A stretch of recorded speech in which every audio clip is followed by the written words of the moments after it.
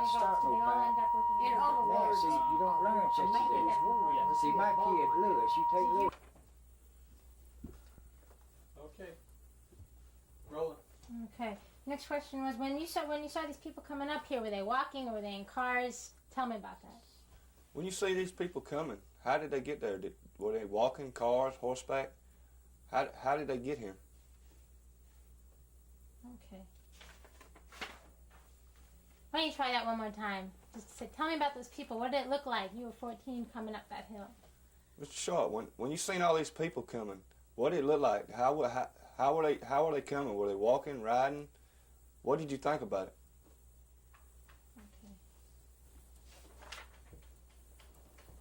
Okay. Ask him about. Did you ever hear the expression lint heads? Have you ever heard the expression lint head? And how did it make you feel? And what did you think about it when you heard it? Ask that again and really mean it. I know you hate that term. Yeah, but you don't hear it no more. So, Mr. Sharpe, have you ever heard the expression lint head? And if you did, how did it make you feel when you heard the expression lint head? And what did you think about people saying that? Now just ask, did you ever hear the expression lint head? Did you ever hear the expression lint head? Okay. Now, Did you ever hear the expression lint heads? Did you ever hear the expression lint heads? Good. okay. Now, you responded to him before about lint heads and when you heard it and how that made you feel. Could you do that? I don't remember what I said. Well, I'll ask you now. I mean, what comes up for you when you hear the expression lint heads? I think that people really don't even know what a lint head is. You know, there's really no such thing as a lint head. There's textile workers, and most of these people that are calling me lint heads, I've got more, making more, and will have more than they'll ever think about having. You know, but I still don't like the expression. You know, you're not a lint head. I'm a loom technician. I'm not a lint head.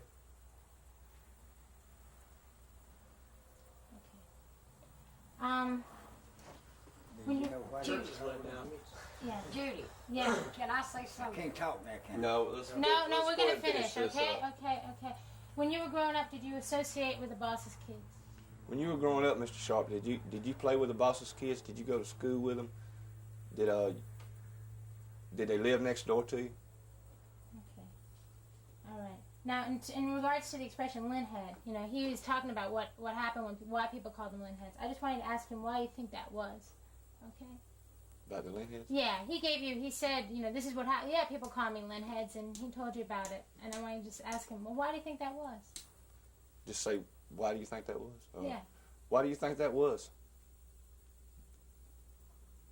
Okay. I don't really think I understand what you want me to ask.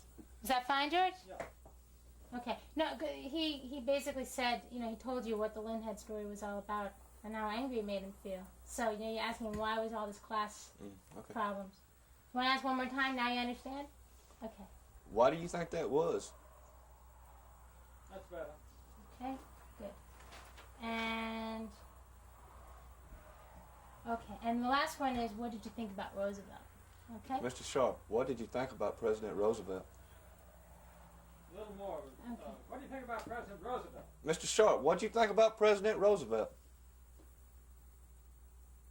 Okay. Fine. Great. Bars, Good. I need everybody to be very, very quiet, very, very still, and don't breathe for about a minute. Okay.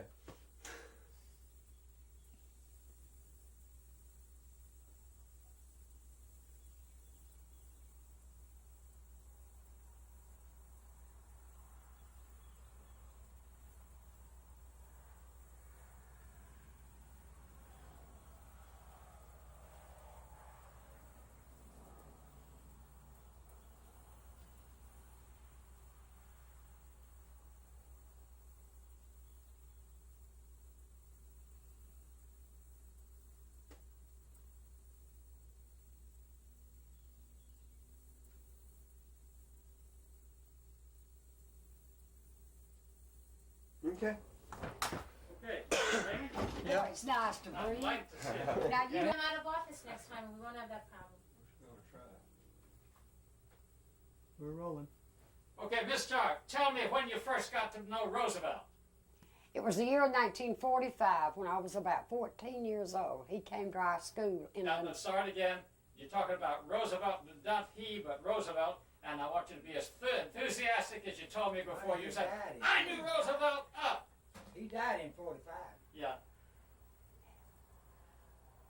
He came to our school No, not he, Roosevelt. President Roosevelt came to our school the year of 1945. It was in the summer, and they was riding in, looked like convertibles with running boards and bodyguards up and down the cars, and they came over to the school, and we all pitched in, the cotton mill hands and everybody, and we had what you called a big feast. And he was sitting over there under the tree. We was going to play baseball. And we asked him, said, you want to play baseball? And he said, no, but I will throw out the first ball. So we girls played the boys, and we beat them. Okay, I want you to do that again, and instead of saying he, I want you to say Roosevelt. Okay? Each time. Okay? Okay. President Roosevelt came to our school the year 1945 in the summer. All of the mill hands, we all got together and we had a big feast. Everything you could eat was on tables. President Roosevelt was sitting under the tree. And we asked him, did he want to play baseball? And he said no. But President Roosevelt, he threw the first ball out. So the girls played the boys, and we won the game. Did you know he was crippled? Sure, he walked on 2 canes. He had polio. Did you see him walking? Sure. Could you tell about how you felt when you watched him walking and what kind of a man he was and what he looked like and so forth? And always say Roosevelt. President Roosevelt was the most wonderful president in the world. He was a kind of a medium tall man with gray hair. And he was just a pleasant man. President Roosevelt was just a pleasant man to be around. He loved children, grown folks, and all. How did you happen to know him? Well, I really didn't know the president until I seen him when he came to our school. And they told me who President Roosevelt was, and I wanted to meet him. So I got to meet President Roosevelt. And what happened then? It was a wonderful experience. Great. Okay? Now, I'm going to say a word and I want you to explode. Ready, James? Yeah. Lintheads. Lintheads, that's an insult to the textile workers and their families, because it's not right to call honest people that works for a living them names. Why do you think people do it? I think it's because that they don't realize the textile workers has a hard job, and a lot of them thinks that, you know, they're better than anybody else. But I'll tell you, if that's what we are, a lint head, I'm proud to be one of them. Beautiful. We can. Why don't we do one with it and one without it?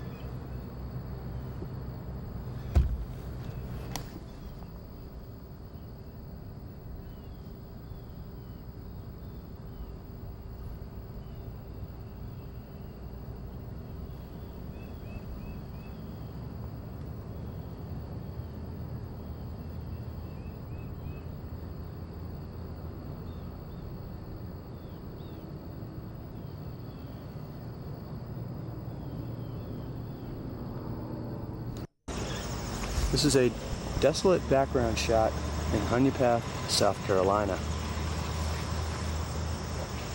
The previous shot was the graveyard in Hunyapath, South Carolina.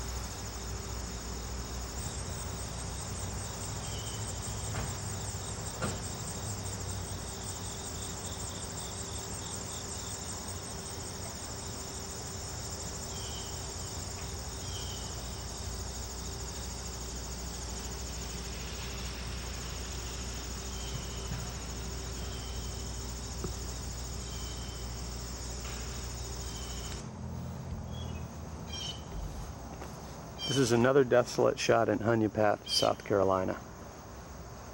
Okay. Do one more thing right over there.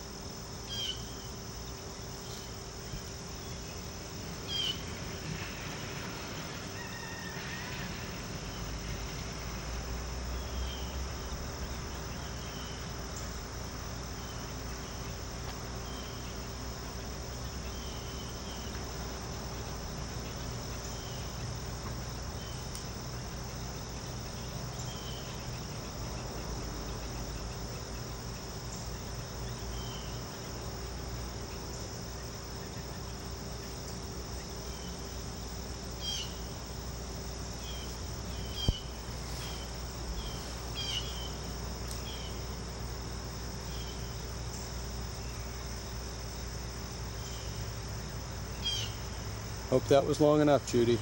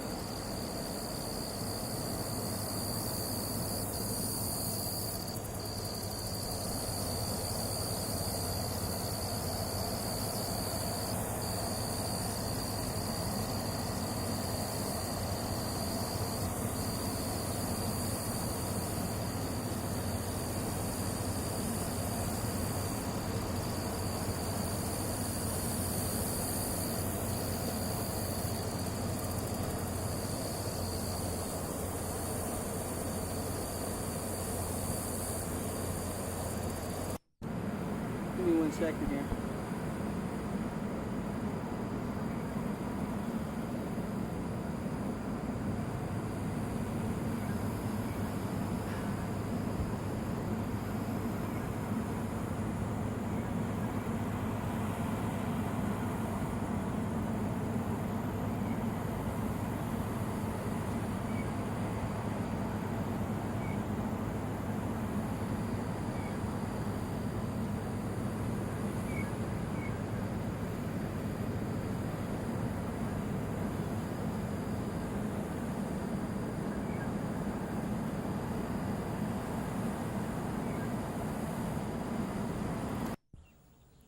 Okay, Mr. Atkins, could you tell me just tell me your name and where you were born and how you grew up on the farm? Yeah. I was born 1904, June the 25th. It's Wild Hog Community on the other side of Sandy Spring, next to Portman Dam. Stayed there 15 years, moved to Honey Pay, 2 miles below Honey Pay. Stayed there a year and then moved to Honey Pay up here at this brick house. Stayed there to 23 and I got married, and I've been here on the mill hill ever since. When did you start working in the mill and how old were you when you did? I went to work in the mill when I was 22. Got married in 23. And what did you do? Worked spinning room, Dolph warp, fix, supervised spinning spool in 21 years. Could you say that again, sir? I worked in the spinning room. I supervised the spinning and spooling 21 years. Then I overhauled the rest of the time till I quit. Do you remember how much you made when you first started working? $10.75 for 55 hours. Well, they ought to give you a bonus for all of this. Sit down, hurry. They're going to let you talk in a minute. I ain't going to talk. They look at me and get all they want out of me. Mrs. Atkins, could you tell us how old you are and when you started working in the mill? Tell them how old you are now. I'm 84 years old. When did you start working in the mill? When I was 14 years old, I worked 8 hours a day till I was 16. And my daddy died when I was a year and 2 months old. I was raised with just one parent. Okay, could you tell us that again, because we didn't hear it on the microphone. Tell us about... We're okay now. Okay? Yeah, it sounds fine. Okay. Tell us that again, because we didn't hear it, the microphone. Could you say that again? How old I am now? Yes, that's right. I'm 84 years old. Was the 2nd day of September. Will be. And tell them how old you were when you went to work. I was 14 when I went to work, 8 hours. Till I was 16, and I went to work 10 hours a day. And then you got married when you were 16. How much did they pay you? No, I can't tell you that, but it wasn't nothing much. $2 a week, you said. It wasn't. It was less than $1 a day. Was it hard work? It's just regular. Just had to keep at it. What did you do? Spinning over here in Chicola Mill. All right, Mr. Atkins, can you remember what happened when Roosevelt got elected and your hours suddenly got cut? When Roosevelt was elected? I remember when he was elected. I don't remember what year, but we were making $11 a week, and they're going on 40. That's 55 hours. Instead of going on 8 hours a day, 40 hours a week, for $12 a week. And I told a friend of mine, I said, you need to believe that. Said, we're working 55 hours and ain't getting but $12. And now they told me about going on 40 hours and pay you $12 a week.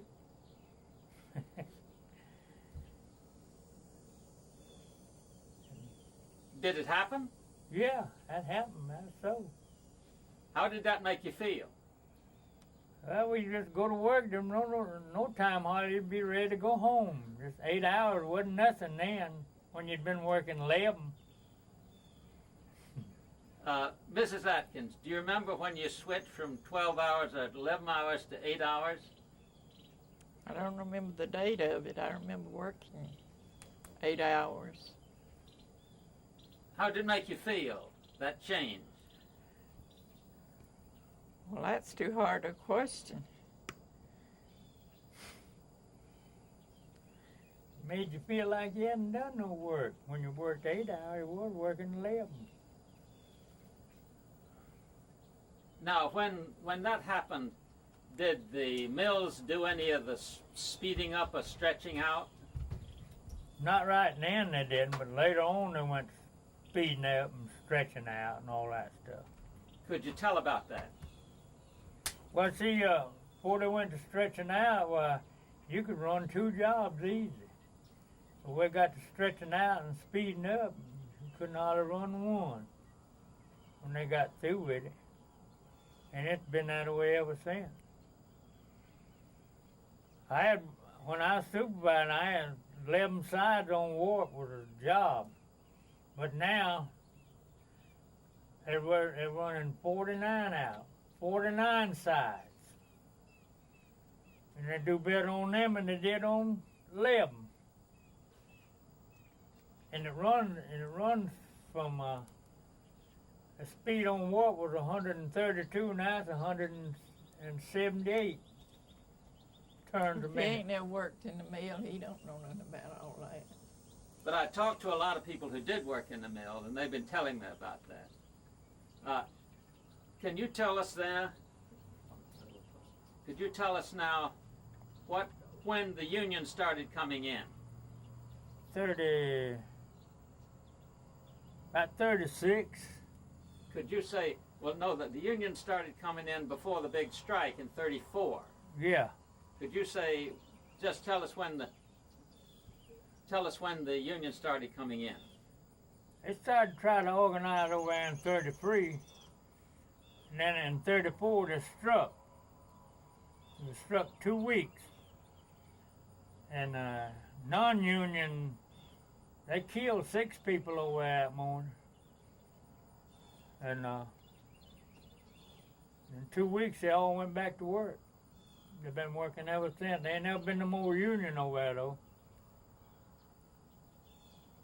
Now, you are one of the few people still living who saw that happen. Yeah. Could you just start from the beginning and tell us what happened? I was walking around on the yard before it started shooting. And they was inside the mill and they started shooting on the outside. And I walked on out there on the sidewalk and it was all over with. Didn't last about 2 minutes. And they done killed 5 and another died in the hospital. Now, you knew a lot of those people. Yeah, I worked with them. Could you tell us about them? Oh, we were working all together in the spin room. They said they were going to shut down and said unweight all the rollers, and everybody unweighed the rollers and everything, and they went home, and the next day they come back over there, and that's when all that killing took place. It's done before you could, in less than 2 minutes, it's all over with. Now, you saw some of that happen. Could you describe it? Yeah, Dr. Donald come down there, and I went around with him to announce them dead. There's 2 laying over there on the yard, and 1 out there on the sidewalk, and 1 down the end of the mill in a fellow's yard, and 1 right below that and on the sidewalk. And there 1 or 2 shot in the leg and in the arm. Now, who was inside the mill at the time shooting? The non-union people. They said them that didn't belong to the union. A lot of them on the outside didn't belong to the union. They just over there. They told them, says, more people over there that don't belong to the union, we'll start the mill back up. And then they started shooting, and that's what happened. Where did the guns